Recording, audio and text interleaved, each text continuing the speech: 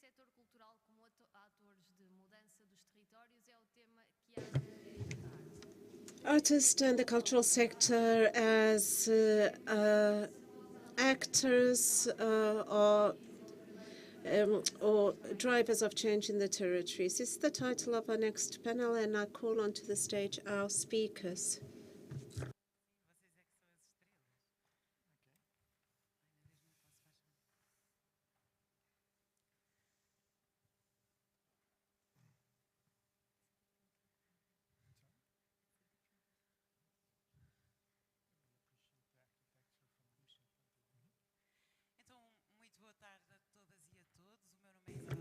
Good afternoon, ladies and gentlemen. I am Isabel Craveiro.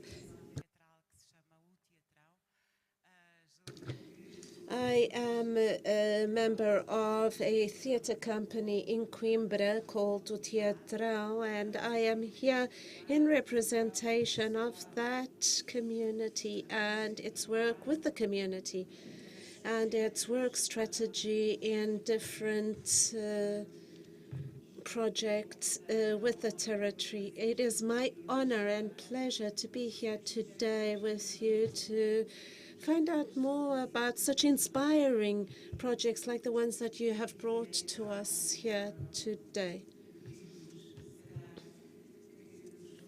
I suggest you start by introducing yourselves and then speak about your projects, its objectives, the territories where they are implemented. Okay?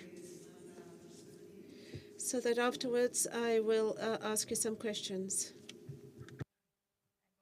Good afternoon, thanks for this invitation. It has been stimulating since yesterday. A lot of debates were happening, a lot of questions that we are also kind of engaged towards trying to resolve them, and it's not an easy task, we recognize that. So who I am, I'm Farah Maki, and I'm here to represent Mythos, which is an organization based in Berlin, where we design programs for active citizenship. So it's mainly about designing programs that allow intercultural exchange. When we say intercultural, it's about like having exchange among actors, cultural agents, and artistic practitioners who works on driving visions in their territorial development because they are or unsatisfied, or they think that things needs to be done within a specific alternative way, and they need resources, and these resources can be financial, can be professional, and they need networks. So mainly the Mythos design programs for actors to connect among Europes, but between Europes and Turkey, Europes and Eastern Europe, between Europe and MENA region. So it's really a network of, today it reached out more than 1,000 members in 49 countries, so it's really a constellation of people who really care about the value of being active in shaping the future. Maybe I just, what I'm gonna present you today, and then we will go into the details. It's a program that we co-designed, it's called Tandem Regions. Samuel? Yeah. Hello everyone. Thanks for the invite so much. So I'm Samuel Kalika. I'm the founder of Critical Concrete, which is a sustainable and social architecture initiative based in Porto. So far we've been working a lot with education. So doing summer schools, now we do post-graduation, so it became like more institutional through the years, but we still keep like the kind of punk accessibility with like doing little workshops here and there. And I think maybe the other components that need to be mentioned are the research aspect, so like for sustainability, because we all know like how in what level of sustainability we are and what level we should be. And there is like a lot of research to be done like on our level. And then the other part is like how we start to function as a consultant and as a normal, almost traditional architecture studio as well, to like not only function as educators, but also show that we can function as a normal studio with these premises. So, yeah. Como queiras, Há tradução, é podes melhor em português, não é? Ok. Então, faço parte de uma estrutura em Viseu. I'm a member of a group in Viseu, St. Palcos, as it's called, 100 or without stages, a play of words in English.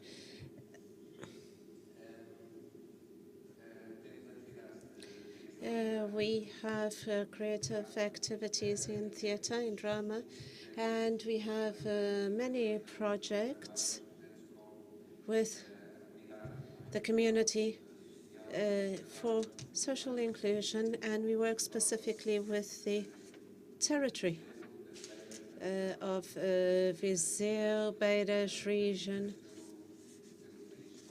and also the development of projects across the country. Today I'm here to talk to you about a specific project which is conducted with marginalized young people at risk, where we combine horticulture with music and drama. So we combine agriculture, the arts of the earth, with performing arts. And through these two tools, we work with young people in different circumstances at risk of social inclusion to do beautiful things. I'm Pedro Leitão. Thank you to the organization for the invitation. Congratulations. I only came today, but I've found this fantastic. I'm an architect. Also founding member of an association, Morada Vaga, with installations for performing arts, particularly in public spaces. And I'm here because I collaborated with Samuel in a project that he will be presenting to you through Metost with Robert Wash funding. Thank you very much for your introductions. These are very inspiring projects. I brought you here, well, I'm here today, but I first researched your projects.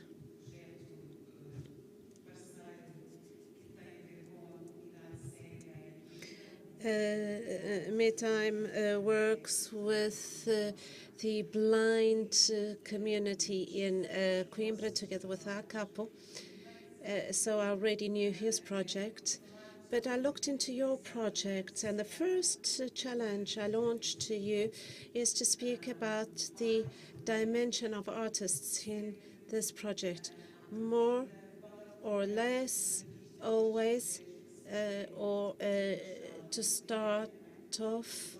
So what is the role of artists in these projects? Can they be change enablers? Can they be enablers and thus generate real impact?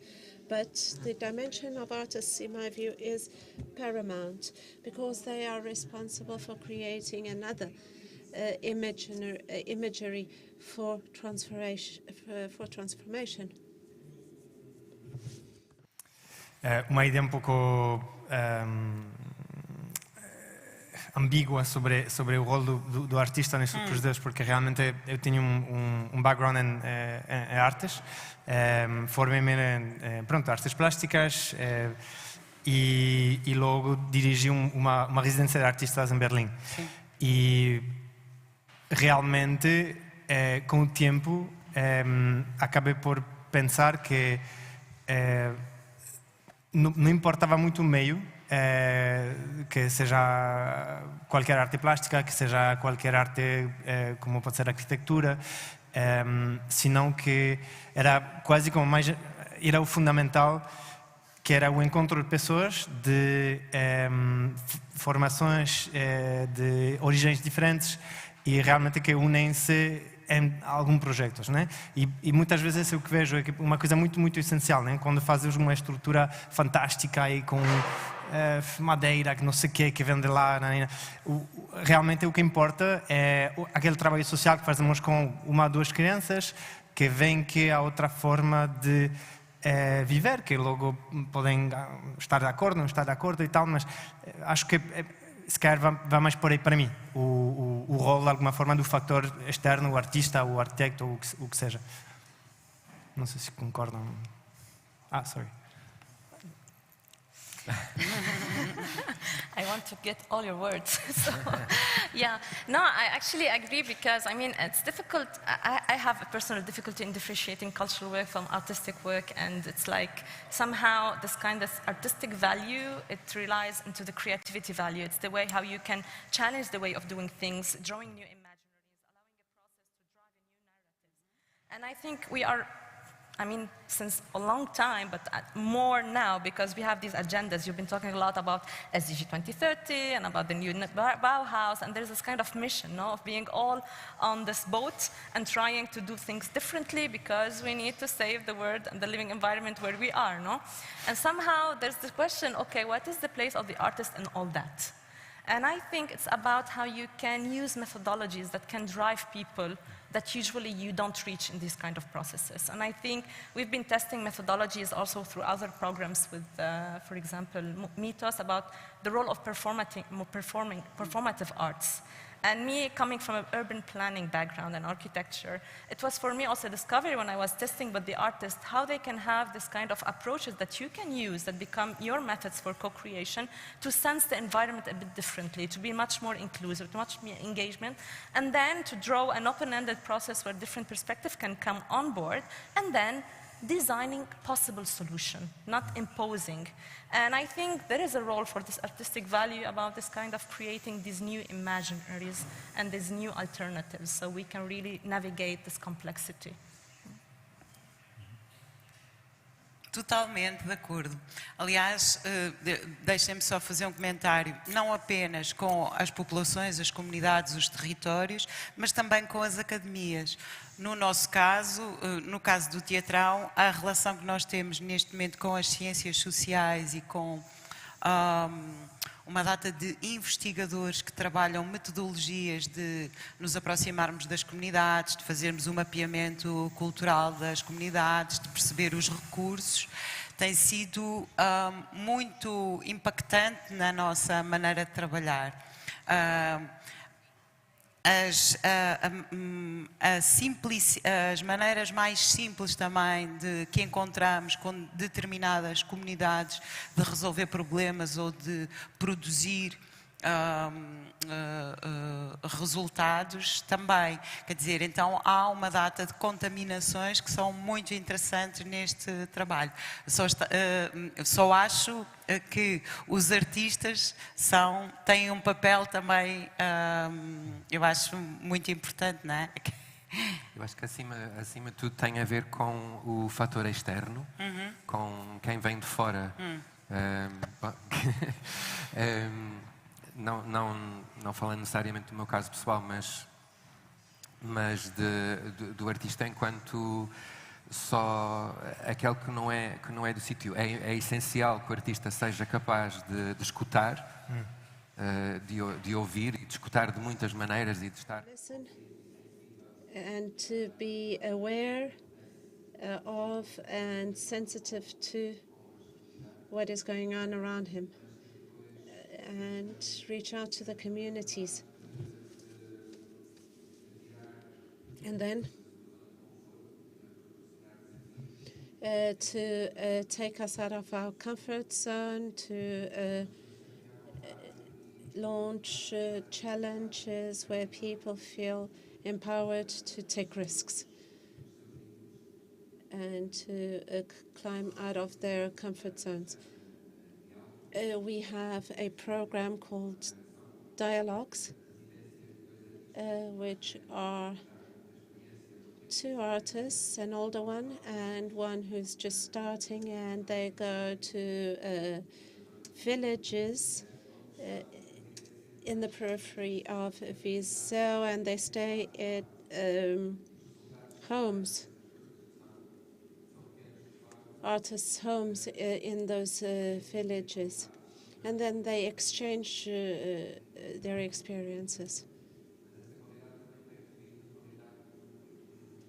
And we evaluate the quality of the experiences, but that quality also stems from the quality of the interactions with the physical environment and the communities. Pedro, what do you have to say? Artists are important, of course, otherwise I wouldn't be here. I wouldn't have work.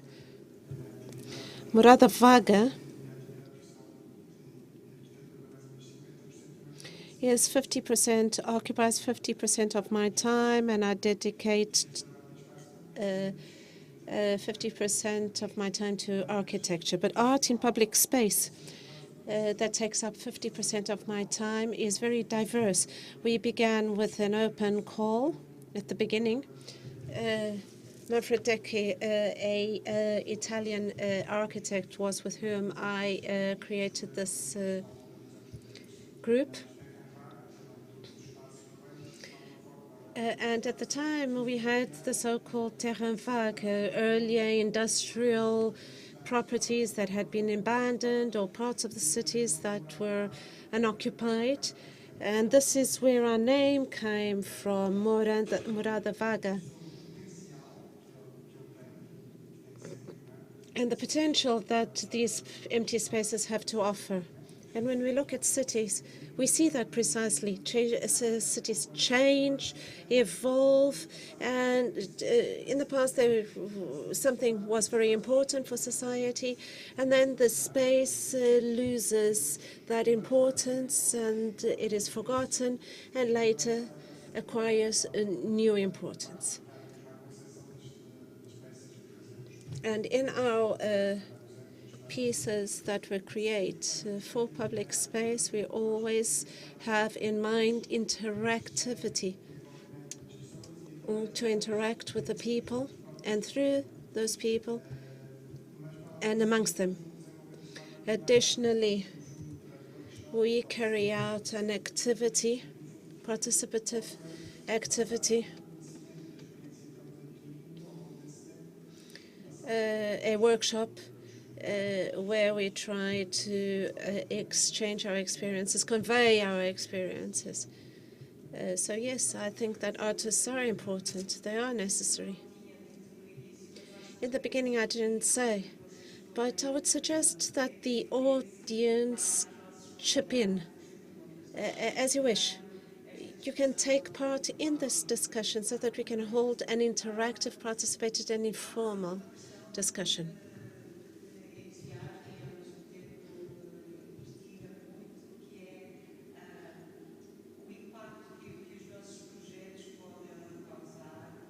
There's one element that interests me particularly, which is the impact of our projects on political power, local power.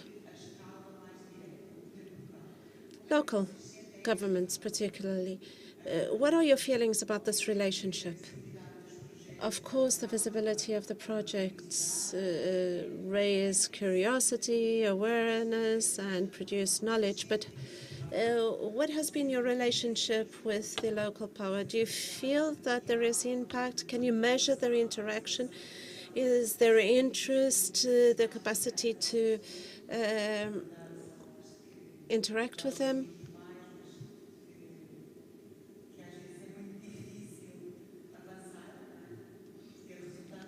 And it's often very difficult to progress, to evolve, to obtain concrete results. I think in my case, I need to contextualize a bit because it's a different thing to think about the projects that's happening in one locality and when you design a program and you go and you finance different projects. So if I only take the example for it depends on the context where you are. Like, for example, in Mythos, when you have a program like Vaha that's called Oasis in Turkey, let's say, it has been designed to support organization where you have shrinking spaces for freedom of expression, open dialogue, and exercise of independent culture programming, let's say. In that case, you know already that you're navigating a context where the relation with local authorities is not good, and somehow your funding is coming to allow these hybrid spaces, new cultural spaces that are not supported within the mainstream institution, they can keep continuing and doing your work. So you are working on supporting the ecosystem of creation. In the case of tandem regions, so the reason why also we've been invited to be here, actually the idea, it was putting at the center the question of impact and how. Mainly we have 8 partners who are distributed in different, let's say, European countries. And so we have a partner in Greece. We were supposed to have a partner in Ukraine, who were at the first design of the process. And then we have a partner in Portugal for IS, who are in Aveiro, IDS Factory in Bulgaria, and we have Creative Scene in UK. We have the Transitory Museum, who are in Finn, in Switzerland. And we have Arcadia in the Netherlands and Air 84 in Mantova. So why these organizations? All these organizations not only are implementing different cultural practices, maybe we can talk about this in detail later, but they are all operating in what we so-called European peripheries, like areas that are not at the center, let's say. And when we try to understand, when we were co-designing the process, because the idea was, we are facing a lot, when we talk about shrinking spaces is not only about the shrinking funding that's happening, that is also influenced by the fact that some priorities are given to agendas that are not connected to cultural sector. I mean, this has been the debate these 2 days about, okay, if you decide the priority is climate change and you don't recognize that culture has something to do with it, funding will not go to culture. So the fact of saying, okay, shrinking space for funding, shrinking space for expressing, also the freedom of thought, this has been another debate, okay, does this kind of agenda gonna, I don't know, condition my thoughts? Maybe not. It's like it'd be an opportunity of exploring something else. So what we try to do is putting the impact at the center. What we noticed when we did the round about what we understand by European peripheries, it's about diversifying what we mean by that. That not only periphery, often when you talk about periphery, it's a negative connotation, no? Because it's not the centrality, it's not at the center of the attention, and you can be peripheral, like Switzerland is peripheral for, let's say, for the Creative Europe program, it's not there, so it can be peripheral from the point of view of culture regarding the European Union. But also you can be peripheral in comparison to some networks or some countries. But at the same time, these are places where you don't have pressures. So there you have more margin of freedom of moving, of testing, of failing, of experimenting. And there has been these examples you were giving, Paulo, about Leida, like the opera from Barcelona coming to see your model. So peripheries can be this kind of spaces where you can be a trendsetter, no? So in that case, what we are noticing now, without getting the details of the projects, that it's much easier to make contact. So the dialogue with local authorities, and sometimes we have Samuel coming from Actors for Urban Change and also Pedro, like one of the projects in Greece, they've been able to mainstream into the municipality because there is an ex-alumni of Actors for Urban Change that is there. So I mean, when you finance program where you build communities and constellation, I mean, it's a network. Already we connected because we know that we've been all alumni of these programs that works on let's say, agency, no? So this is already an impact, that the fact that you know that there is a network that you can rely on, and then you can complete your resources, and whenever you know that you have a vision, you know that you can go there and ask for these resources to build something together. And this is what we try to do with tandem regions, for example. You want? Maybe I can share that, pick up on what Farah was saying, that through the participation on the Actors of Urban Change program, also developed together with Mitost and the Robert Bosch Foundation, I was able to get connected to a bigger network of people from many different countries and different sectors, from the public sector, from the NGO sector, from the civil society, from private sector. And through that, also, I was able to do other projects together with people I met on that network, with different funding, but also still based on common values, let's say, that we found out that we shared when we participated in this project. So through that, like Farah was saying, it's really an example, a direct example of how all of this can multiply and create new opportunities and new situations to develop your work. Mas sobre... Sorry. Desculpa, não, eu agora já também já ia. Mas na verdade... In effect, one of the things that I think interest us and that we discussed in depth yesterday and today are all of the operations that need to be conducted with the local governments. Yes, peripheries, communities, rural communities are places of opportunity, but people have many problems. Life isn't easy here, and the cultural sector is not very developed in these places. How do you feel we can also help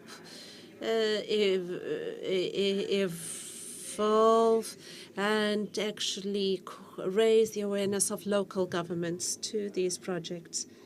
Well, I think it is through continuity and trust that is built over the years or sometimes decades, and by delivering proof of, giving proof of the quality of the work. Yesterday, I was drafting a list of strategies for our projects, and I think that the key strategy is performance. The public event, we are halfway into a 3-year process, and after COVID, etc., only now are local governments starting to understand the idea, because in practice we already had the product, and the investment in the process has been immense, and the process is extremely important, sometimes even more important than the output. But this coordination with the local governments, the town councils, policy makers, decision makers, we need to provide proof of work done. You mentioned also the outermost parts of cities. We are already an outermost region in Europe, Portugal. Viseu is also an outermost region, and I work in a region. I work in a village that is also an outermost village of Viseu. And sometimes even within the same village, we find there are parts of that community which, and we find also discover the things that we can give and take out of the communities and give in turn. That is very interesting, and that brings me to the aspect of the duration of projects and networking and partnerships and exchanges.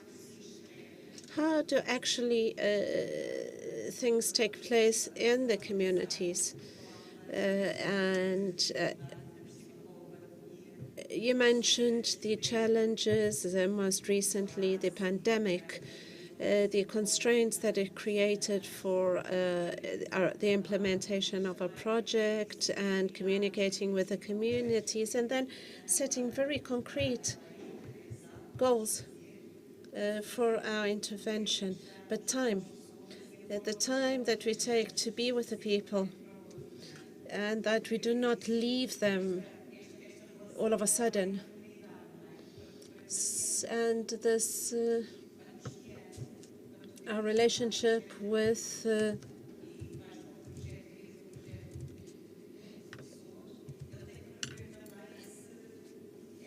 ephemeral, the transient nature of what we do, which anguishes me. Yes, the impact in the framework of our work, and our work with the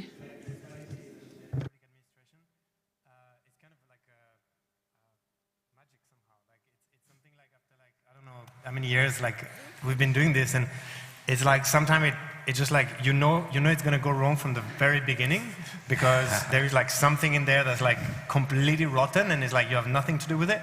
But then sometimes it's just like work everything like super smooth and super nice, and then you have a chance like to actually like have an impact, because like you can see like, okay, like there is some municipalities that have like a certain opening to see something a little bit different, and that they see they're going to have a benefit from them, no?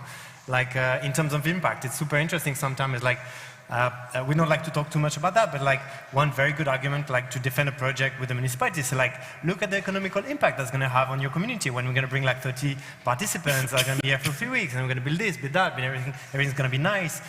Because we go with co-funding, it's going to cost you 70% less. So there's all this kind of, I don't know, like a seductive process that goes a little bit with public administration. Sometimes that's like a bit confusing, but yeah, I don't know.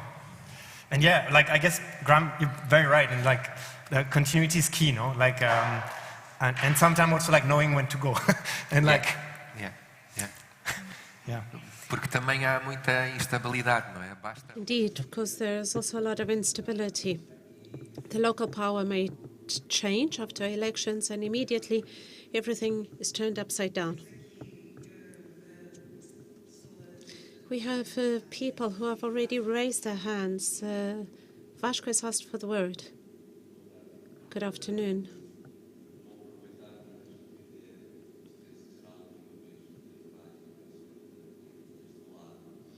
Since this will probably be the last opportunity that the audience will have the word, I'm Vasco Neves, one of the directors of Centro, which is a festival held in Montemor-o-Velho, Figueira da Foz and Coimbra. And that is very important for the territory. Montemor-o-Velho has this castle, the pastries, the delicious pastries, but it also has the performative arts festival, the oldest one in the country, a pioneer in many ways of many of the things that we talked here about, like for the artists' homes. And it is considered as a festival where the artists are at the heart of our work. It is very strongly linked to heritage as well. Teolindo yesterday reminded me that the first edition was held in this castle. There weren't any doors to the castle.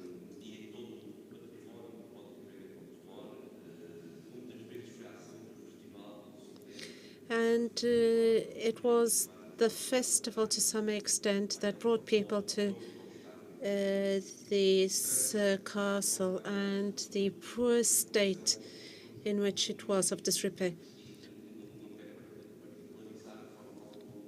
Now, the role of the local governments.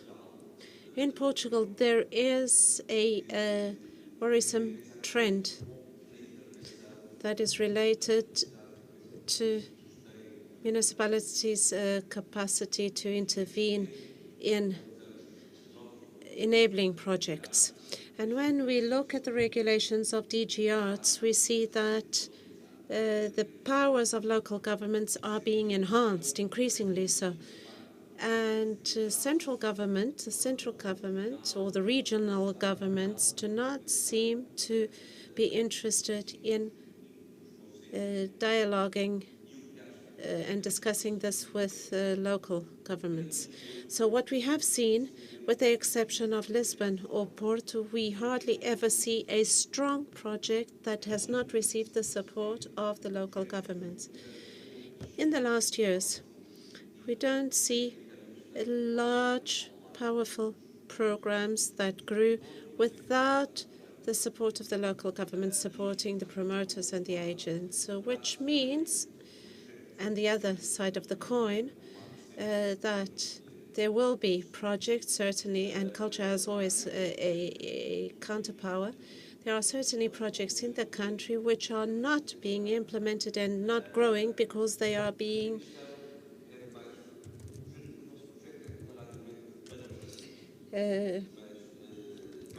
blocked. Artists do not have no direct relationships with municipalities. There is always mediation. So my question is the following. What is the role of artists? How can artists help? To what extent can they help local entities? Or how can they foster dialogue between the local powers and entities? And how can we develop planning and monitoring instruments so that we are not subject to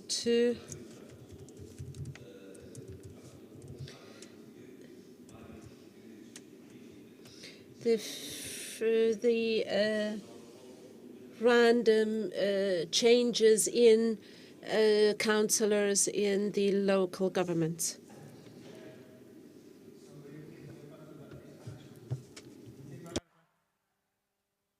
Please do go ahead.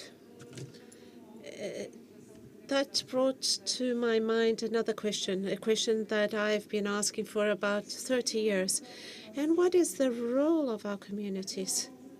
To what extent can we work and carry out work that is so enrooted in the communities that no councillor can question it and change it?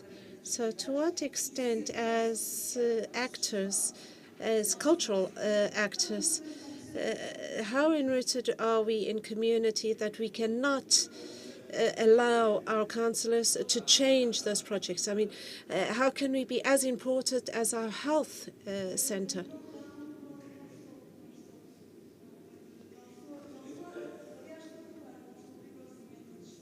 I mean, definitely not belittling political power.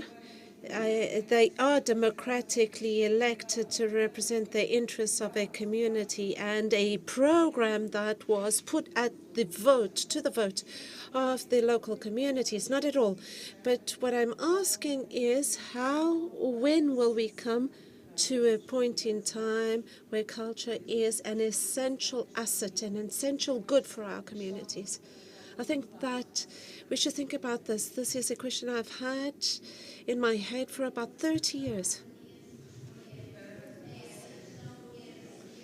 And I also have a question linked to the other two, so I think I should take this chance to ask it. I'm so fortunate because I'm a member of a slightly different group called Fatieszka. We work a lot with heritage, and we truly include in our working groups the local communities, truly include them. And often we are, because of that, belittled and ignored. Because every time we apply to something, we realize, well, we can't because this is for this group and this is for this group. But Fatieszka is my group. It's my group, but it's not that different from other groups. It has this characteristic because in it we have people who do not have the so-called cultural pedigree. They are actors, musicians who did not study music. You heard yesterday how I was belittled by someone else here, although I have 30 years of experience in this area. But the fact is, culture is here to make a difference.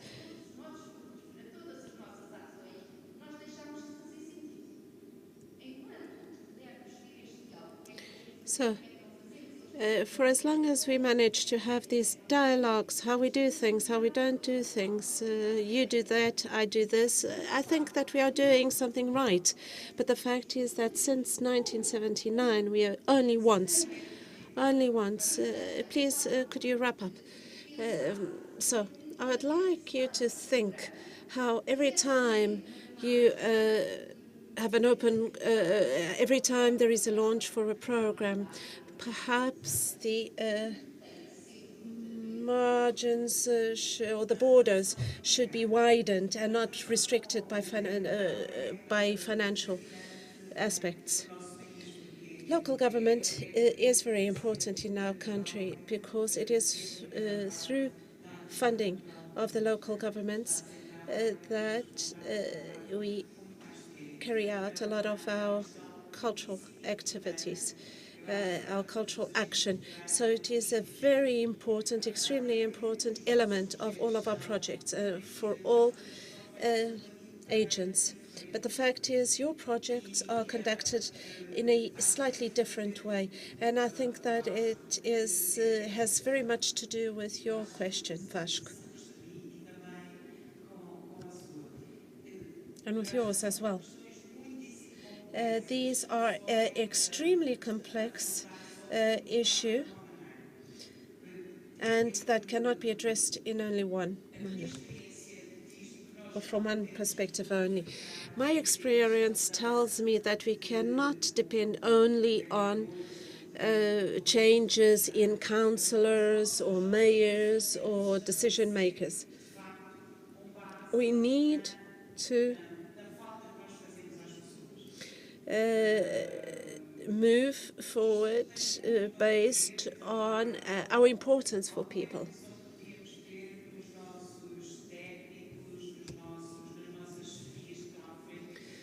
And we should work closely with our staff, our technicians, our experts. From the perspective of artists, and now I speak from my own experience, and this is also according to your experience, I've participated in many European projects with European artists, and the way the artistic community connects and the way they can create common objectives, common goals, is, in my view, paramount. In our country, we are starting to do this. Because of the pandemic, a number of institutions have developed that combine projects and thus have a slightly different level of representative power. What are your views on this? There was a lot happening so far. Okay. I think, yes, it's a very complex, but as we say, if you can disassemble a truck, a child can hold it and handle it and bring it forward. And this brings us to the fact that actually, if all our tools were a hammer, all our problems would be nails, and it's not the case. And when you deal with any question of culture as agent for development, I think already we need to break the borders of knowledge. And I think we need to admit that we cannot conduct this and this alone as an artist. And it's the question, what do we mean by agency? From the moment that you want that your agency transform a territory, this agency in the notion of transformative, it means that you have to look in your ecosystem, understand what is your value in that specific ecosystem, whether it's locally or regional and so on, and understand what are your limits. I think we are in a transition period, and if you're an artist or if you're, I don't know, I mean, whatever practitioner, even a simple citizen who is retired, we have a role. And in the role that we hold, there are risks because we have limitation of our resources. And by recognizing the limits that we have, you know that you need to call the resource of the other. And this is where it comes that programs that work on fostering collaboration, whether as cross-sectorial, whether as cross-border, are the way how you can really pool a set of resources of networks that can allow you to bring power. How you can do power if you are alone to do the fight. It's the question is, like from the example of tandem regions, yes, each local, one of them we have 4IS who are doing great work on mapping all these off-the-radar community of arts and culture on the alternative practices of culture that are happening now to around the region and the most underserved area. They are important, yes, they are mediators, but I think their fact that they are intermediaries is super important because probably they are established since a while and they have an overview of the territory and they can mobilize some specific resources to go and map, and they can be the one that can help the local administration to know better what is happening. This is the question, do we want horizontal governance? This is how horizontal governance works. So the second, in other contexts in Bulgaria, We have Ideas Factory who deals with this kind of Baba residency model, bringing artists to depopulated area where you have elderly, alone, lacking of some social services. By bringing young artists, not only you bring these young Bulgarian artists to be aware of what is happening outside the city and about the challenges, but you bring an interaction. This is what you are also do. So this also elderly have a joy of life, something else. Now, with the environmental challenge, they are doing within Tandem region the climate artistic residency by questioning something that is comprehensible for the public. I mean, if you go to some areas and you say climate change, they will tell you, what is climate change? It's abstract. And it can provoke disavowal, like it's not my matter, it's not my responsibility, it's something beyond my resources. But from the point you say, through an artistic residency, we will gonna go and investigate how climate change is challenging your access to bread and water. These are vital components of your life. And you bring artists to understand the relation to bread and water of the community, and you invite artists to create narration on how you can approach that in that specific localities. Maybe this kind of pathway would not come an idea to an urban professional, but it comes to an idea of an artist. And this is where, I mean, the clue. But they don't do it alone, and they do it with the local authorities because it's you touched a need that can mobilize. And I think there is this matter of touching a need that you can mobilize, of identifying who are the gate openers, so you can really mainstream, because we need also to avoid the bias of generalization. Not everyone is bad and not everyone is good. It's about connecting the dots so we can build a network. And then mobilizing the knowledge to approach this complexity. And alone, we don't have the full knowledge. I think this would be my answer. It's about the methods, the process, and about having a supporting network, because yes, it's not easy, but the fact of talking to someone else from another locality, you would say, I have the challenge, maybe try this out, experiment. So it's this kind of having this critical friend or flying doctors, like trying to help you and give you motivation or reasons to continue. Yeah, I'd like to jump on that, because actually I think, for your question, I have two answers. One is a follow-up to your intervention, which is the network. I think I did not witness here a very strong union of artists as you have in other countries. And I think you can't really expect political powers to just come for you and make budget and it's something somehow we need to fight for, unfortunately. There is a subversive role in this, and I think you're very right in pointing it out.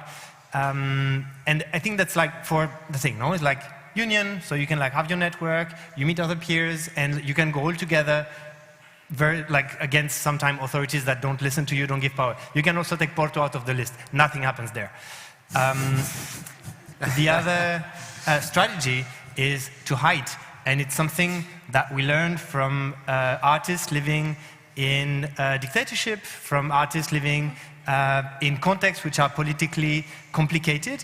And if the context here is not so complex politically, you don't risk your life by being an artist, but maybe if you want to get funding for a project, your freedom as an artist is to change your label. So instead of doing an artistic project, you're doing an architecture project. Ta-da! Have been revealed. You know what I mean? It's a bit a kind of hide-and-seek project as well. I would go with these two strategies.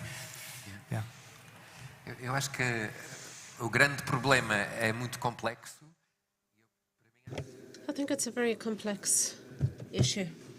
And the solution lies always in the community and the person.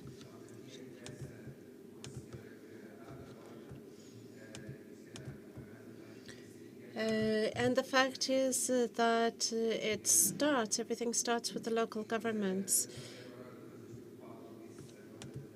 with the mayors and all of the staff in the local governments. As Paulo mentioned,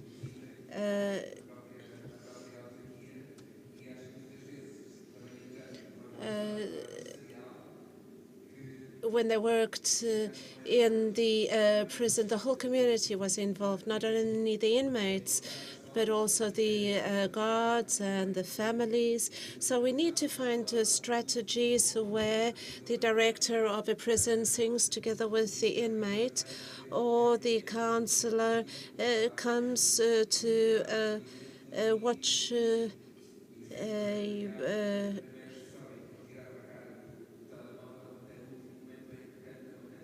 show by, for example, a boy from a unprivileged community.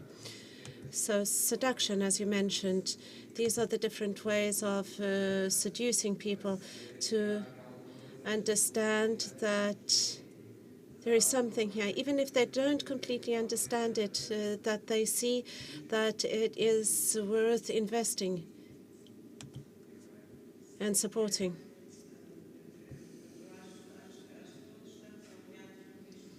Yes, I think that we are all in sync. Artists currently, right now, cannot at all, in any way. And I think that this has also to do with what communities and audiences are looking for. We cannot at all work on our own. And if there are problems with communication, either with local governments or finances or other institutions, because we find ourselves in places that the press does not know us, the relationships, the ties that we need to weave are at different levels, but we cannot address this work without going through a network with partners. And also to work with something that I think is very important for our credibility, for our relationship with financiers and the community itself, which is monitoring projects. In other words, we often work with public monies, citizens' monies, taxpayers' money. So to what extent do we manage those monies well, that we look into the audiences, what the audiences thought about the project, what were their views, and how can we measure the impacts of our objectives. I think that we need to move towards, because this is also important for people, and even sometimes contributes to very negative views of our work. They often think, this is not interesting, this is not important. This is not of interest to us. We will not be able to change this paradigm if we don't change this attitude. This has to do with the current challenges. Resources are reducing. They are becoming less and less. So how do we reassert the need for our work in any territory of 80 inhabitants or 800 inhabitants? And I think that it is how we disseminate our work that will change these views. People need to know why we are there, what is our objective, what is our purpose. If we manage a theatre, where does the money come from? Why don't our manifestos, why aren't our manifestos made public? This would make all of this more transparent and more appealing. Also, another example of like this kind of hide and seek strategy, where like you work with the public administration and you're like, surely my agenda is not on the table of that public administration, right? So our project, so I presented the project as a sustainable and social architecture initiative. What we actually are is an activist group. So, and moreover, we're a vegan activist group. So what we do is that we have activities that function really well in the public realm, that function really well with public administration, that function really well with communities. But then, at the time of like making a barbecue, we're like, I'm sorry, it's like it's it's no meat. So then we do this work with the communities that no administration would ever fund, but because we come hidden, like. So I don't know who's in the room actually. Is it a safe place? It's registered. It's registered. Okay, so can we? It's not hidden anymore. Yeah. But I think here you touched the point of what is recognized to be worth financing and not. I think we are at a moment, and it's normal, that the practices are having an evolution. I mean, we live in society that are constantly evolving. So, and it's normal, unfortunately, that you are also within organic practice that evolve. The time that an administration take to update its own criteria and classification, it's another temporality. And I think there is a clash of temporality, and recognizing that, I mean, in every field, I mean, it's not only that. I mean, the time that the law are updated, the time that the internal administration reorganize itself, and by recognizing that there is this clash of temporalities, and I mean, we need to act fast on short or middle term, but the fact that how we can avoid this fragmentation. Like, also this is another question. Even when you receive the funding doesn't mean that you have an impact, because your impact finished when your funding has been already came to an end. And here it's what you create as an ecosystem. If you're only output, or yesterday we were talking about, are you output oriented? Are you doing programming for entertainment, or are you doing programming to sustain abilities? And I would like to insist on sustainability, wherever it's environmental, social, economic, whatever. We know that it's cross-cutting to different spheres, cultural mindset, and so on. It's about supporting your ability to continue doing your work in an impactful way, with intentionality, and with regards to be an agent serving the quality of the life and the living environment, and at the scale that you have chosen to act. Not everyone is ready to act at large scale, who would like to act at a neighborhood scale, or at a community scale, or something bigger. And I think we need, within system practice, we need all these scales. The question, to what extent, when you are doing your small-scale intervention, you are aware about what is happening around you, and you make sense of your action and its impact in relation to the others. And this is why the ties, weaving the senses among all these different projects, not staying at the bubble, would become important, so we can understand how to build continuity all the time, and also understand the resources that we can build together, so we can continue. Eu talvez contribuísse apenas da experiência que foi. Allow me to give you my 6 cents from my experience from actors of urban change. It was so cross-sectorial. We had private, public sector actors and civil society, and one of the things that we noted, which was that this relationship with public power was hard in all countries. Greece, Italy are faced with the main challenges, and it has to do with the languages and the protocols that each sector follows. The public sector has the issue of accountability. The elected people are accountable to society, whereas other partners are not accountable to the same level. And thus they benefit from greater agility, because they do not need to follow the same protocol. So it takes time to understand each other's language. Of the 10 projects of our edition of the program, of the 10, six of them, the public partners of the projects left because it wasn't working out. And I'm not going to go into the details. It also happened to us in Porto. Yes, sometimes incredible things also happen. I can give you an example that changed our relationships with the local government in Coimbra. Direção proposed to create and work closely with a employee of the local government, and that employee monitors and follows up on all of the work carried out by Direção, which includes drama work with schools, the financing, either financing from the municipality or not. And And this also challenged that employee to start watching the shows, and thus tightening the relationship and bringing us closer to each other. It took time, but it changed. It caused an extraordinary change in our relationship.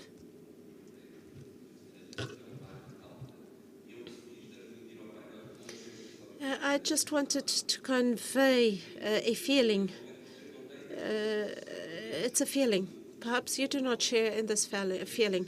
I don't have any study that proves this, but my feeling, based on my experience, and I based my input earlier on that feeling, and it's not based on my relationship with any local government in particular, Figueira, Montemor, or Coimbra, and that is that there are very sound, strong projects that can fall at any point in time, and either we have the support of the local governments or there is a very strong dependence on the financing of the local governments and the growth of the projects. And this is nationwide. It does not have to do with the government in Coimbra, Montemor, or Figueira da Foz.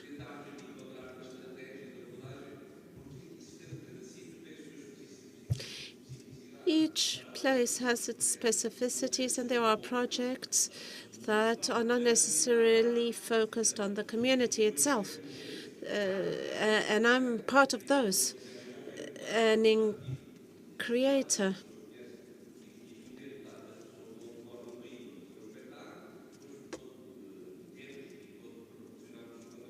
Who wanted to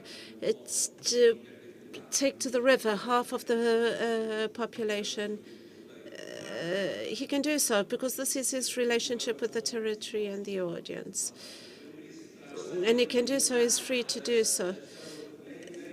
But that's what is not I'm talking about. I'm talking about the global, nationwide relationship between projects and governments. But I also believe that diversification and our capacity to, and I'm talking about the artistic community, to find other sources of financing and not to depend only on local governments is very important. And this is also related to capacity building. We all apply to European financing, and we need to learn things. We have to learn things, and we do not achieve that. It's not a perception, it's a truth. I mean, it's everywhere, and I think almost all the programs of Mythos would have not existed if there wasn't this problem, because mainly the funding programs that are available is exactly to fund the cultural agents who are outside the mainstream channels. So, I mean, I think this we can all agree on. We all benefited. I'm also a tandem alumni of Mythos. From the moment you are outside of some recipes, it's much more difficult to be, I mean, to fill the criteria, if these criteria take time also to be updated. Now, I totally agree. It's about how to diversify. So it's the question of visibility of the opportunities that are there, so you can indeed have the resources that you can mobilize in order to implement your action. And this can go through EU funding, can be philanthropists, can be other kind of fund channeling. At least, I mean, us as from the moment, I mean, Tandem Regions, when I'm presenting it, by the way, it has been co-designed. I mean, it's not a program that has been born by Mythos itself. It has been supported by European Cultural Foundation. It's now financed by the Fondazione Cariplo. But so we can be financed, I mean, all the 8 partners were on the table, and we took months to design the process. And I must recognize it's a privilege also to have a funding that allows you to design programs. I know that this question that appeared yesterday, I mean, the problem is not the money. The problem is how you invest also the money. So it's about, this is a challenge, I think, for all the cultural agents and practitioners, is how to find time, space to reflect and understand what is not going well and what can really actually the opportunities that you have identified in your journey and you would like to give it space so it can be mainstream, upscale, and so on, and design a program that allows you to raise funds to do that. And at that point you say, you know, this is what we call also the collective impact theory, you know? You can do impact if you are 1, 2, 3 individual, but you can do also much more impact if you are 1, 2, 3 coalitions, entity, alliances, that know that you have a shared vision, you have different ways. You don't need to have the same ways of going to the same vision, but creating the space to reflect and identifying the way of doing it. I'm not saying it's easy, but it's about opening the eyes that beyond local authorities, if it's not the easiest way of getting the money, there's also other channels to do it. Eu acho que tem muito a ver com a forma. I think it also concerns the way we give visibility to our work in practice. In other words, especially when the projects aren't big. Tendentially, I try to invest everything in what I am supposed to do. I mean, time, money.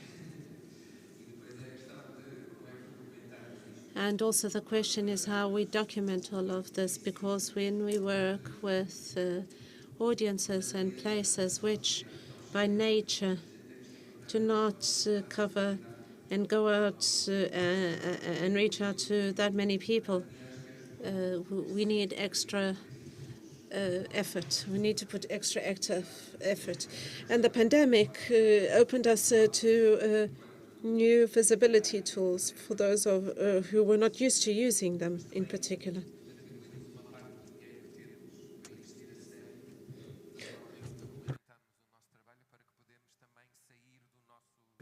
But it also requires of us to invest well our money and also to come out of our box, our comfort zone, to discover, for example, that in Bulgaria there is a project exactly like the same as ours, and in other places certainly.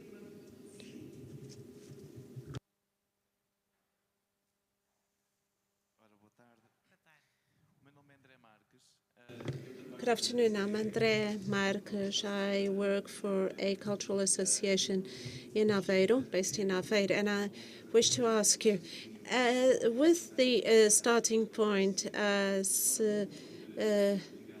financing needs and the fact that they are very much linked to local governments and the power of local governments, and also the need to prove that some projects have impact, are strong and sound and have a history. Shouldn't we start thinking about other sources of funding that do not fit into the electoral cycles, because we change local governments every 4 years, and sometimes our programs are longer term. So why must cultural projects depend on these electoral cycles and subject to changes in councillors? Wouldn't it make sense to have a cultural curator for a city?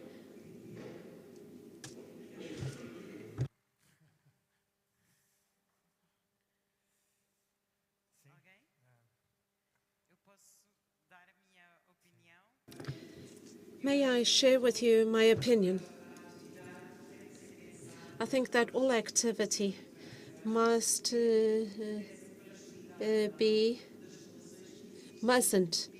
doesn't have to be designed according to the electoral cycles. It depends on different partnerships in the city. It doesn't make sense at all to develop a project, an art project or a theatre company, if you're not thinking about what our vision is for in 10 years' time,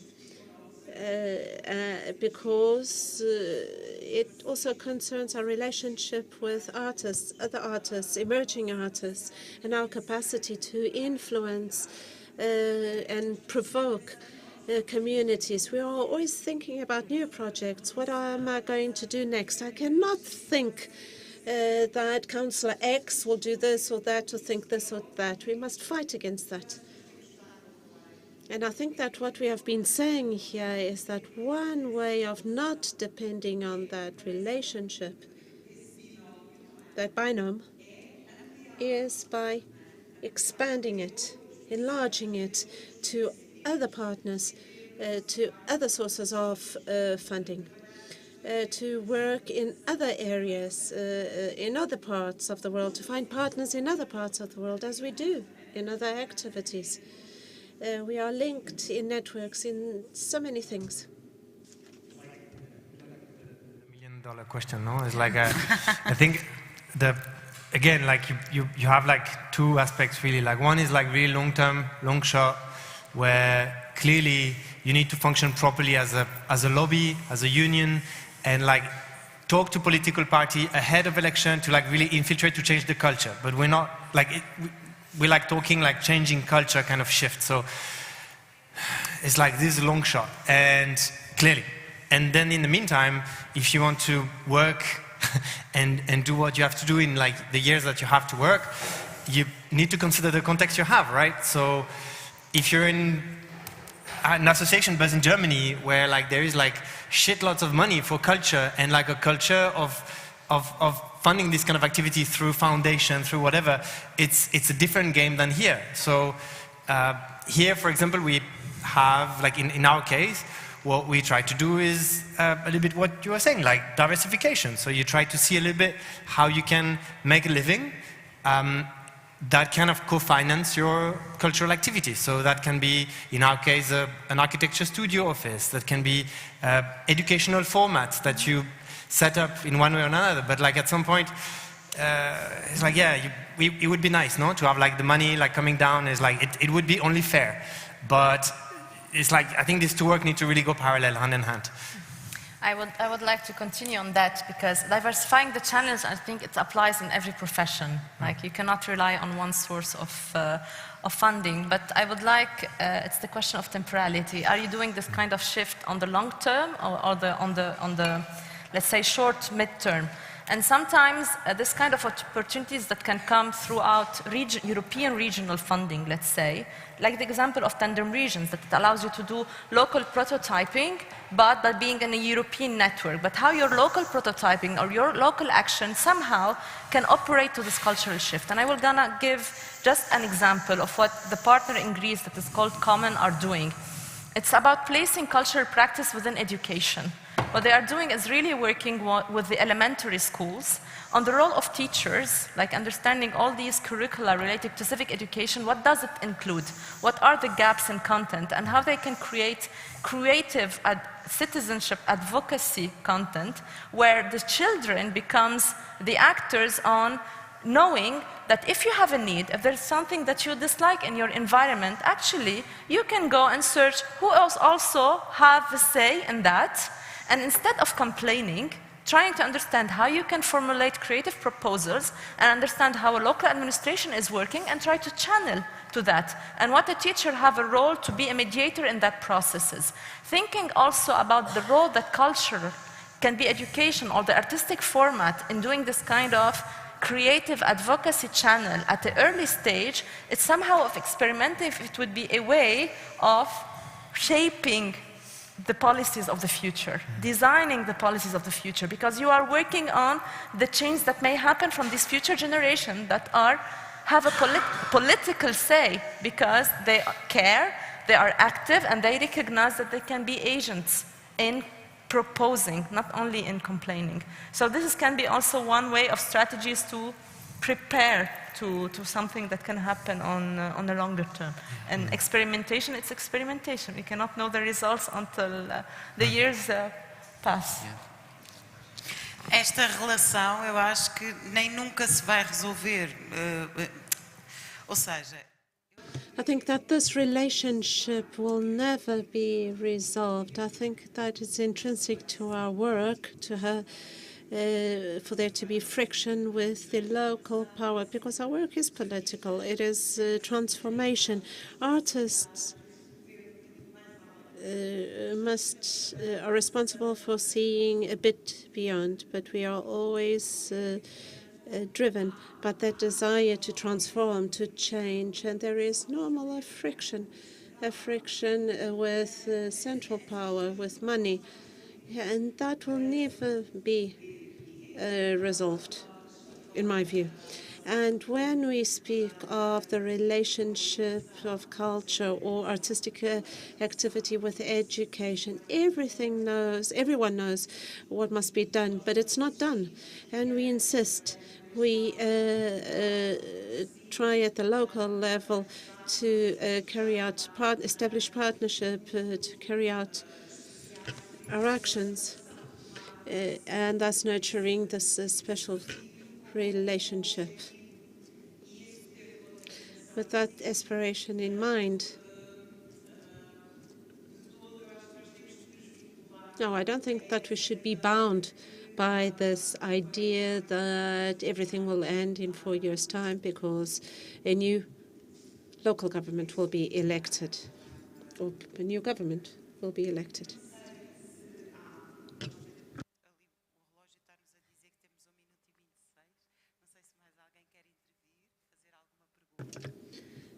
We still have 1 minute and 26, so it's time for one more question.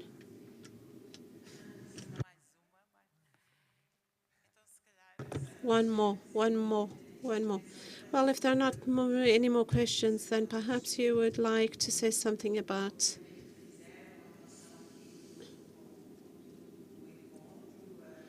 your feelings of this encounter, your expectations, and your relationship with this moment.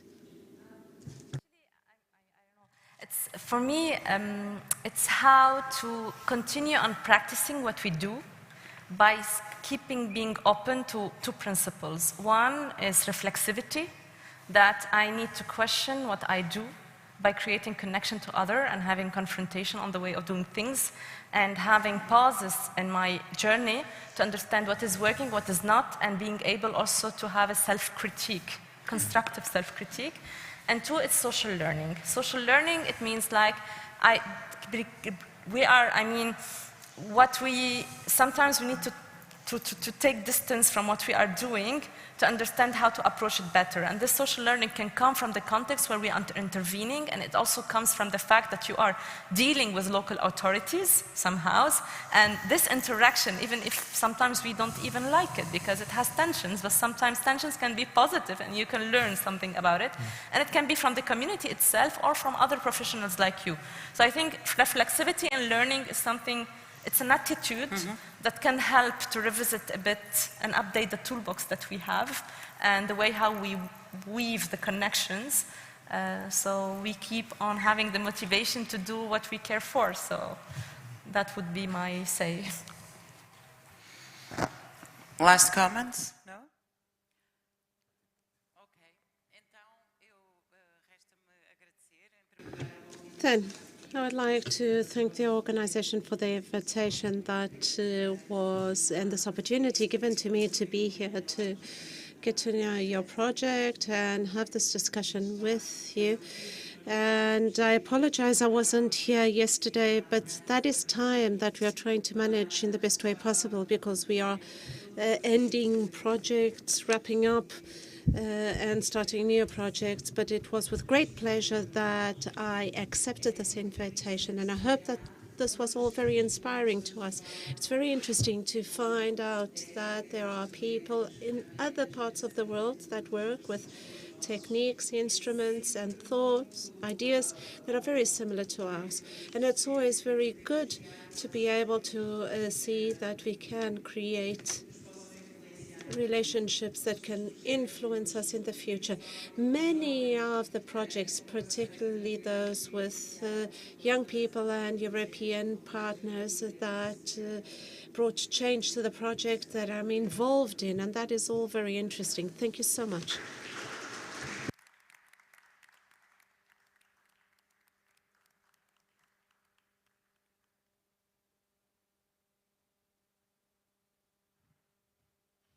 Para nos apresentar agora as conclusões and bringing to you the conclusions of the 2 days of conference. I call onto the stage Cristina Farinha e Rui Monteiro, the curators of the conference.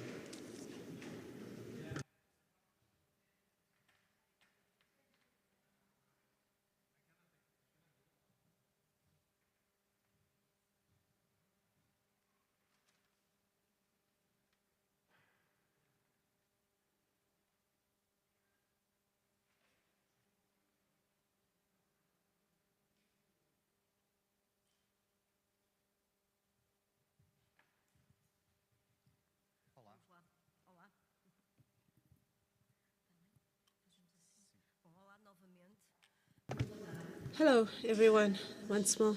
Good afternoon. We are coming to the end of these 2 days of conference and of conviviality, particularly here around food and heritage in Montemor-o-Velho. And after such a diverse set of topics, some heated discussions, particularly due to the high temperatures, the exercise of concluding a conference is always a challenging one. However, we were endowed with the task. We were asked to summarize the conference, and we hope that we will be loyal to the essence of the conference. This conference focused above all, but not only, on a broader concept of culture, the policies with culture that Claudine Freire, the moderator of the first panel, highlighted. And since we find ourselves in a territory of transversality, where everything is interconnected and linked, and where culture is that ethereal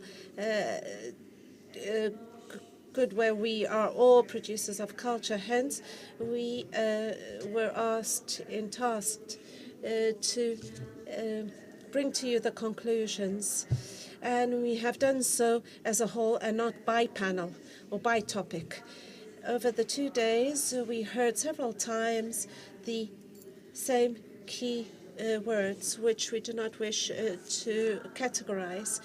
We heard people talk about accessibility, access, inequality, the environment, the ecological footprint, climate change, inclusion, creation, participation, SDGs, health, well-being, poverty.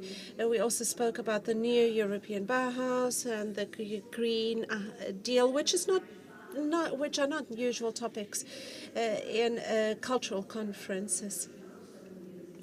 And the theme of this conference that was elected by Susana Menezes is not at all random. We are at a moment in history of paradigmatic change, of where we feel that now is the time where change is taking place at great speed. And I think that Patricia said yesterday, this is a time in history where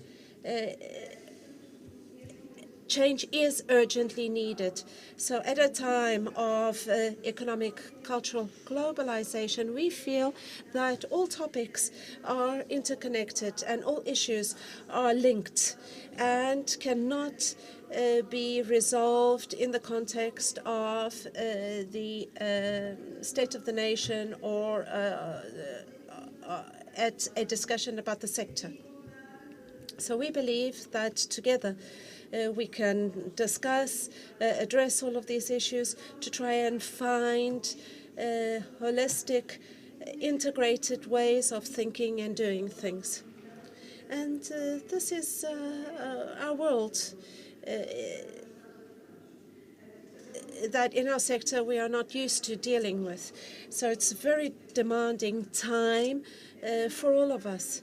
This conference clearly showed a confrontation between various different perceptions and realities, particularly condensed in 2 poles. On the one hand, the fragility and stability of the cultural and creative sector, which is unresolved in the strict sense of culture and policies for culture that Paulino highlighted in the first session, but also the reality that overlaps and that the sector is increasingly called upon to respond and to society's needs and challenges on the stage, the world stage, and to interact with communities as we discussed this morning. And this is a process that brings new challenges to the sector. I will now hopefully briefly focus on the cultural and creative sector, because that is the theme of this conference. And then I will give the floor to Rui towards the end to focus on the broader sense of culture. So I will try and, from a positive perspective, to list the challenges. So to enhance the stability of the status and the condition of cultural professionals. The statutes of the artist has been proposed. It's still being discussed and fine-tuned. Américo Rodrigues mentioned the cultural atlas that is still being mapped for the sector, because the fact is we still don't know who we are, how many we are, what we do, what we need. But finally, I think that we are giving the first steps. But we also talked about filling in the value chain that has always been very fragmented, and now we are filling it in with different profiles through intermediation. But this value chain for many years was only composed of artists and government, and there's nothing in between. So from creation to government, and in between there was very little. So we are gradually filling it in with the different profiles, namely the mediators, which are very important because nobody can work alone. We need to work together with different profiles. Another challenge that we highlighted was the need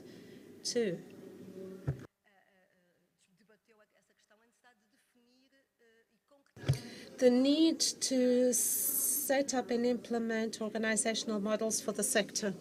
I would even dare to say business models. I know that it is a taboo. It is often a taboo, but the fact is that when we talk about business models, we are talking about organizational models.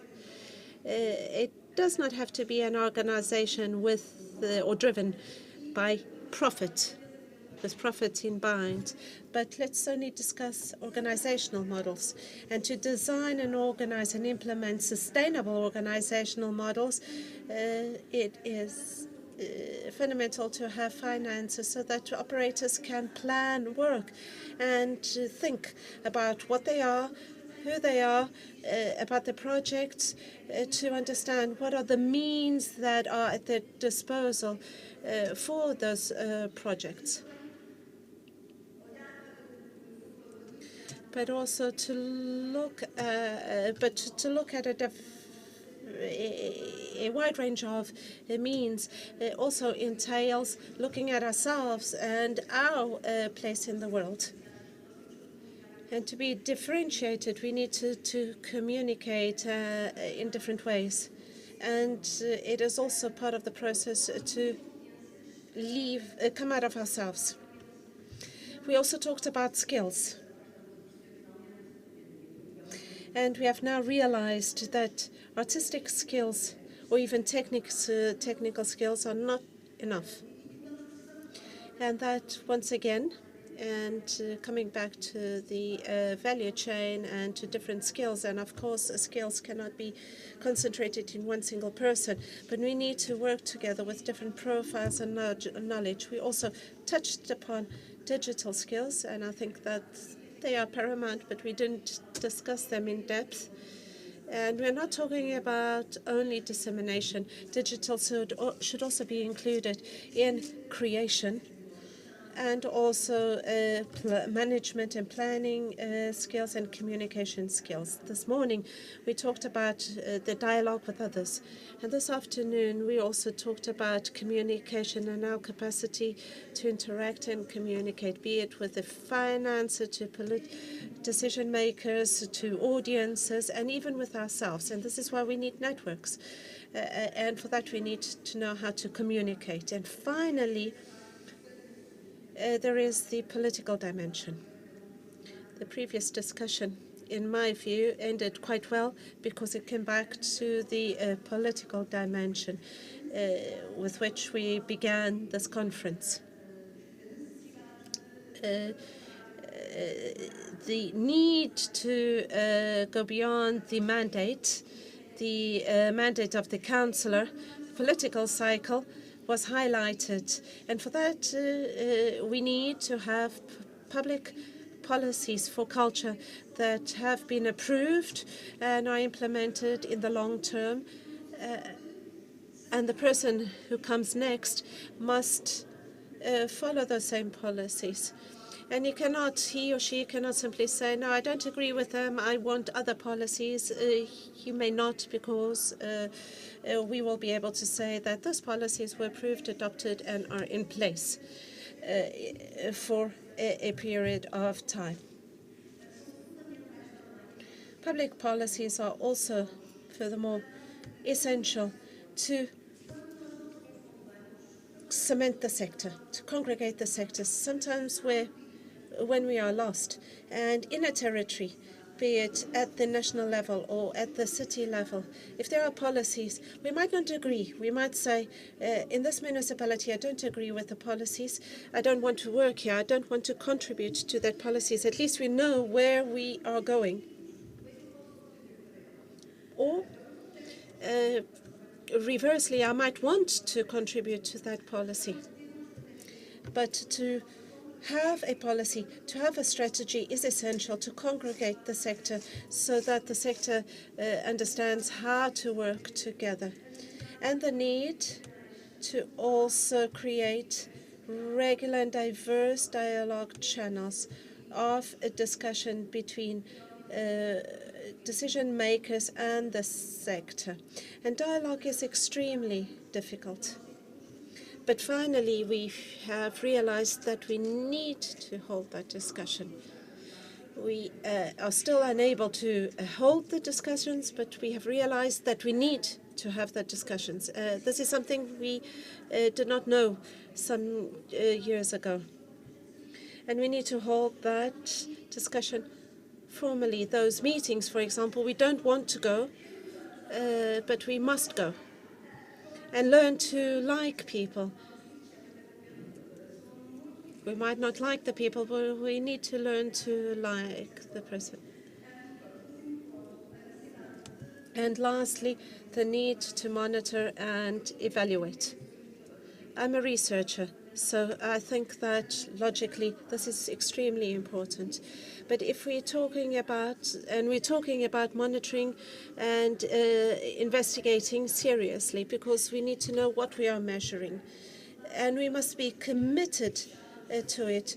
We cannot think that it is a requirement for gathering data so that we can apply to funds. No, monitoring and data analysis are learning processes. They enable us to measure impacts and adjust our processes, and it's also linked to co-creation. And perhaps we must start including a budget, or including in our budget, monitoring and evaluation in our processes, even for innovating and thinking, because as Paulo mentioned, it is very hard because most of this is quite intangible and we don't know how to do this. So finally, these are some of the challenges that we internally talked about. I know there are more, but we don't have time to go into them. Internally, this instability makes it very difficult to dialogue with others. We're so revolted that we are having trouble to talk to others. But in spite of it all, we have heard over these 2 days that there are marvelous projects.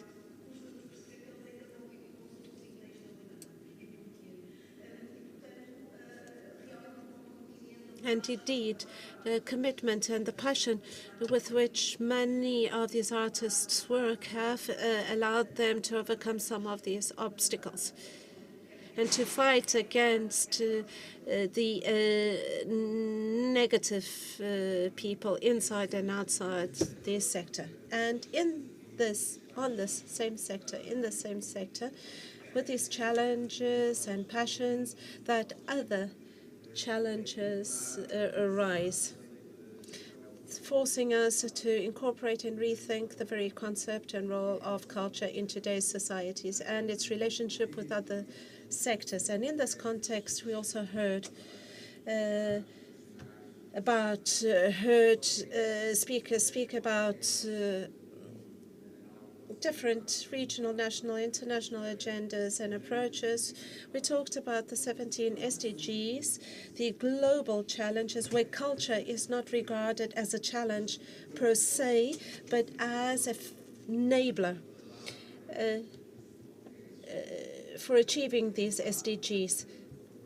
And cultural operators, both at the national and local level, have felt the need to localize them in this framework, to be able to provide a response in a sustainable manner. We heard in these 2 days a number of projects are being carried out currently in different places of the country, different projects that address the SDGs. In another agenda we discussed was the new European Bauhaus as the new way of doing politics, which is an attempt of a new approach by bringing together culture and creativity with inclusion, participation, quality of life and experience, and beauty. A word rarely heard at the political level, but which is an undeniable field of art.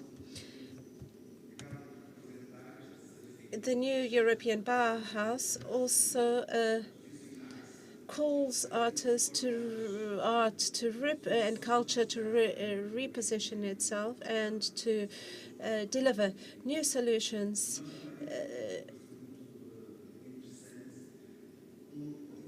but also a policy that aggregates instruments, that brings together instruments. It does not have its own grounds, but rather it's a combination of different European funds and programs.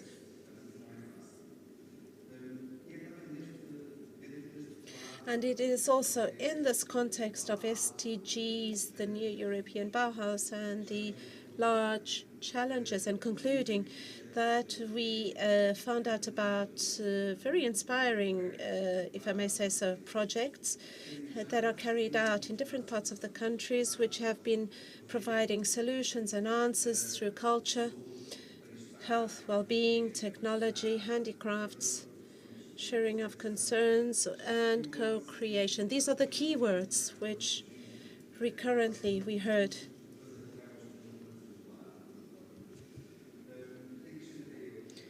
And I would add that they make us think about all of this, make us put ourselves in the other's shoes,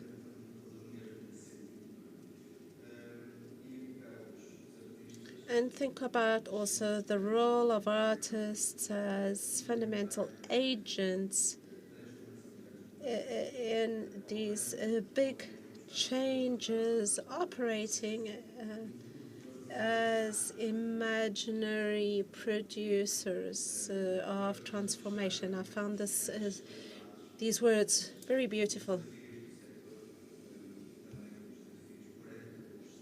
So these are the challenges that the sector and other sectors are faced with. And finally, to conclude, we end with the words of thanks. We would like to thank our partners, the government of Montemor-o-Velho, for the Tourism Board of Portugal, GEPAC, as well. Thank you to all of our speakers, some of whom are still in the room. Thank you so much for sharing with us your knowledge, your experiences. Thank you for making us sing in such a beautiful way. Thank you to all participants. It shows how resilient you are in spite of the heat. And thank you, Susanna, also. An extended thanks to DRCC. Thank you for your energy that you put into these discussions.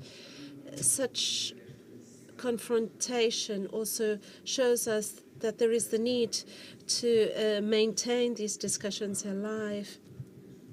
And thank you for working with us on this program. And thank you to our team, the team of the RCC, Manuela, Maria Miguel, Isabel, Margarida, and everyone else in the team. Thank you so much. Christina.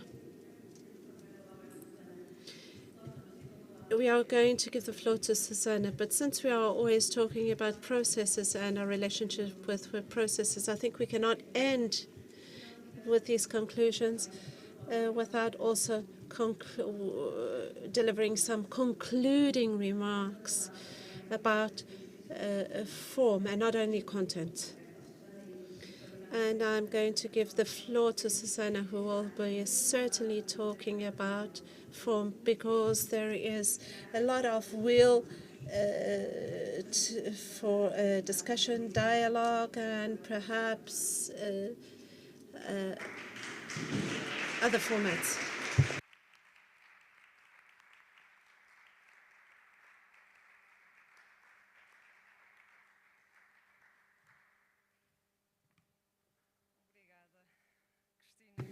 Thank you, Christina and Rui. One more challenge among so many others that we have ahead of us, thinking about new formats, new forms of discussion, and we will do so certainly.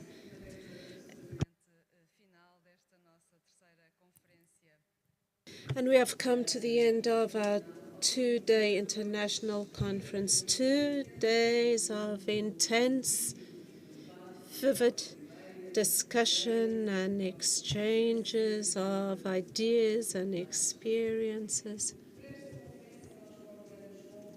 For our conference, we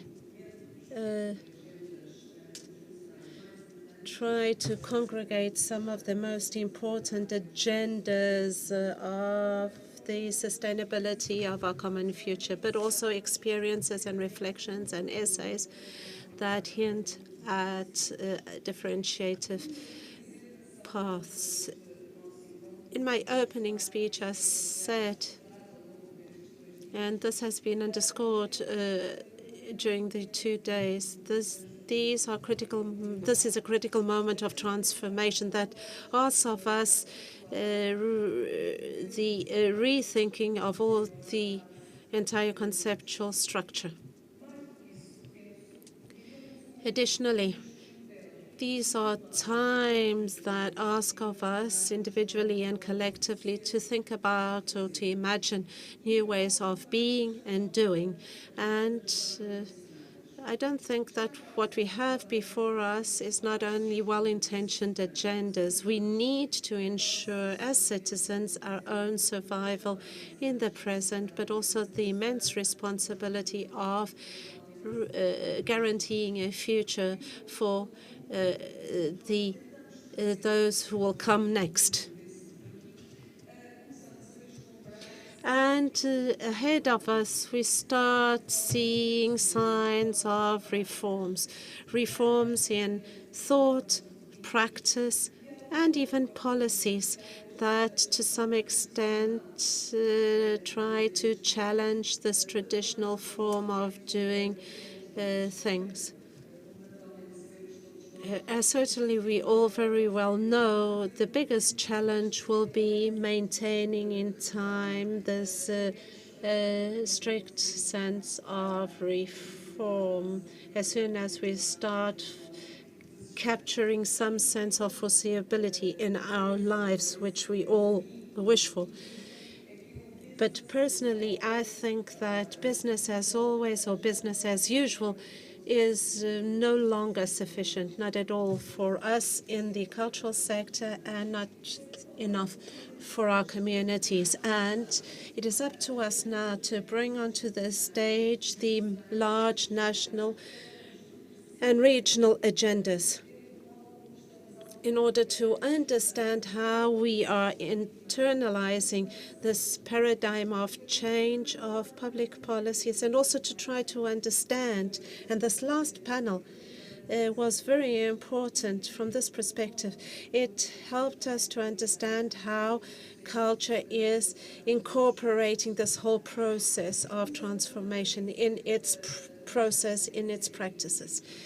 I said at the beginning of this conference, and I truly believe that what we have before us that lies ahead is an exceptional, extraordinary opportunity to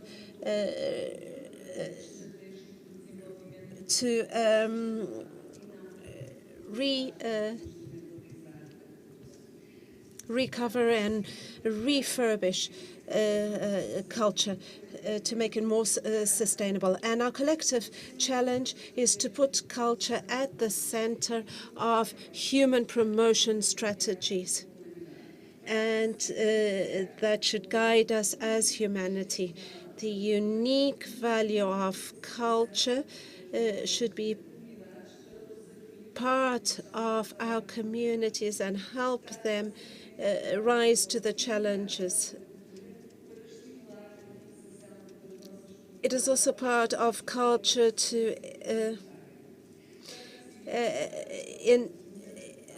enable the reinforcement of territorial identity. It should not only be a factor of attraction of talent to our territory, but above all, from my perspective, it must foster the development of talent from within our communities. It means assuming unequivocally in our territorial development strategies that culture is an integrated and integrating factor because it enriches our communities, because it promotes self-esteem and educates for citizenship, as we discussed in the 2 days. And also it is a factor of inclusion. And thus, as witnessed by Born, as some of the projects presented here bore witness to the transformer capacity of culture in our communities. And I come back to my first words. This is the time of all of us political decision makers. Yes, the regional DG of culture and the Ministry of Culture has promoted this debate, this space for discussion, because it must be held. So it's up to all of us, decision makers, policy makers, in the cultural, professional and amateur sector to promote the value of culture as a public asset. And I'm sorry, I'm trying to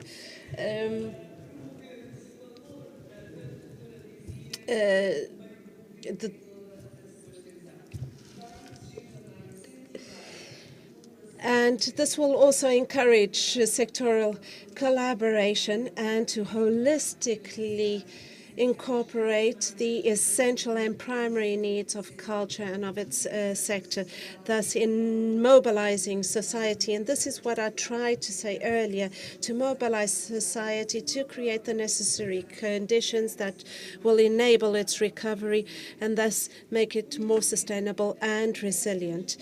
Thus, for that reason, we put on stage, and not in confrontation, but in dialogue, in a permanent dialogue, sometimes tough dialogue, but open and constructive dialogue of all of those who have the power to produce this transformation. On the one hand, those who design and implement public policies, and on the other hand, all who are addressed by and that are targeted by these public policies, but are also stakeholders in the process. Now is not the time to create barriers, to build walls, but it is the time to foster dialogue between the cultural sector, our communities, and decision-making entities.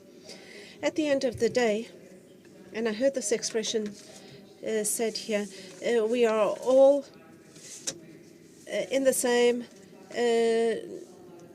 Noah's Ark, which will save us from extinction. Some of us are extinguished earlier than others, but we are not going to go down that path.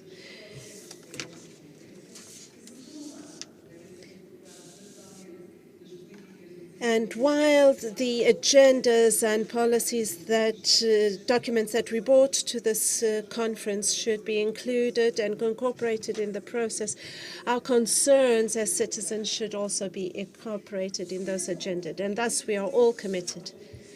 This was the central goal of this conference, to understand the contribution of art and culture and heritage can play before the daily challenges, global challenges, which include and require assertive public policies, and on the other hand, a cultural sector that is aware of its social role and that may play a relevant part in the fabric of our communities. In these 2 days, we are left with 2 certainties among the many questions and doubts that I take with me. All of the paths and all of the solutions are paths and are still open, and there is no magical potion for all of our problems, but we will only be successful if we are truly committed to work together, to join hands and to actively listen and to allow our convictions to be shaken. And secondly, I am convinced that it is urgent to rethink and redevise cultural policies and to promote collaboration and participation of the sector. And all of the panels that we had in this conference were not chosen at random. It was the kickoff of the participative discussion that we wish to hold. A UNESCO study that I mentioned at the opening conference highlights that we are faced today with the urgent need to build a new ecosystemic approach to culture that will only be achieved through committed involvement of local public authorities, civil society, the private sector as well, our cultural organizations, and cultural sector professionals, cultural professionals.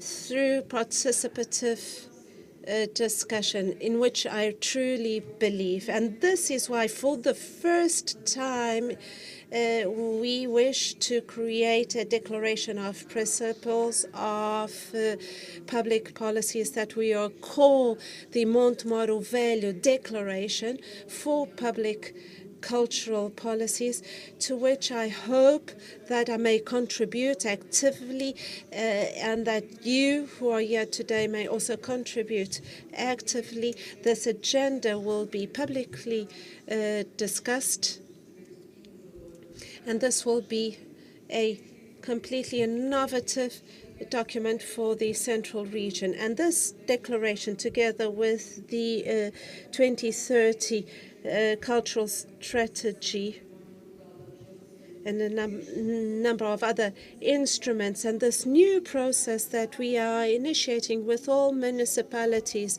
to guarantee that there are strategic plans for culture and education that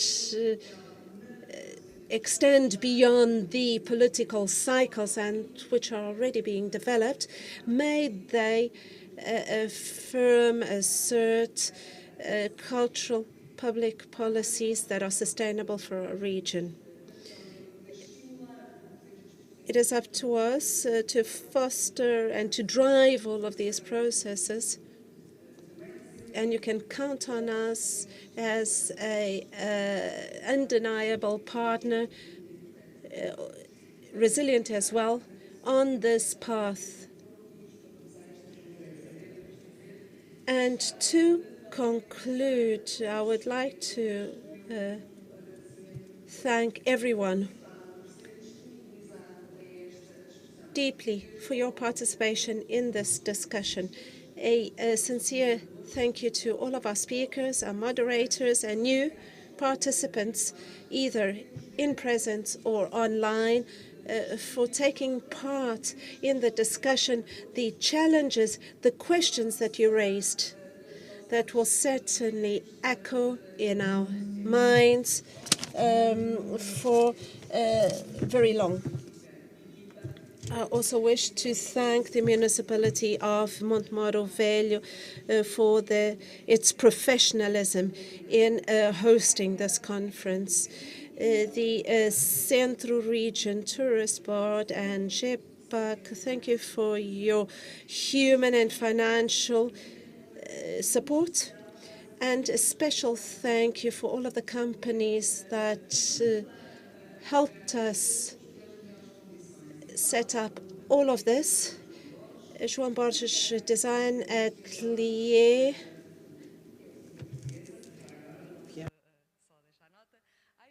Viarco, eventuais slideshow, traversões, CTLG, sign language translation services, and I'm certain that our interpreters and sign language interpreters did not have an easy task. And a special thank you to our two curators, Cristina Farinha and Rui Monteiro, for this setting up this conference and for their patience. Every time I had doubts and questions. And once again, thank you to the Regional Directorate General for Culture, in particular the division led by Maria Miguel, who also had the support of her strong team, and without their extraordinary dedication and commitment, even in the most adverse conditions, like having caught COVID while organizing the conference, the success is before you, before your eyes. And under this heat, once again, thank you very much for having joined us, for staying with us, and next year, in this format or any other, may we come in touch with everyone who is already a long way down the path and others who are only beginning on their journey. I don't know what the format will be, but you will certainly be called to join us in our next meeting. Thank you very much. See you next year.